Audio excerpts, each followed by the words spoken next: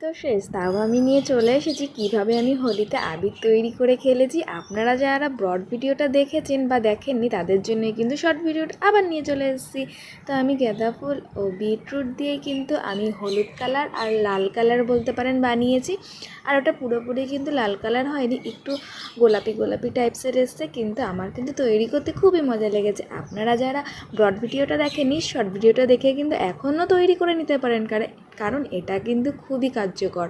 এমন নয় এটার কোনো সাইড এফেক্ট আছে। আপনারা যারা বাজার থেকে কিনতে পারবেন না অবশ্যই কিন্তু এটা একবার তৈরি করে বাড়িতে ইউজ করতে পারেন। আর যেহেতু পুরো গাঁদা ফুল আর বিটরুটের কালার আসছিলো না, এর জন্যই কিন্তু আমি এর সাথে কালার মিশিয়েছি। আর যে সাদা উপকরণটা দিয়েছি ওটা কিন্তু ছিল ফ্লাওয়ার। আপনারা চাইলে ওখানে অ্যারোরুটটাও ইউজ করতে পারেন, সেমভাবেই কিন্তু কাজ করবে। এরপরে শুকিয়ে যাওয়ার পর এটাকে গুঁড়ো করে নিলেই কিন্তু তৈরি হয়ে যাবে। আর এর পিগমেন্টটা কিন্তু দারুণ এসেছিলো।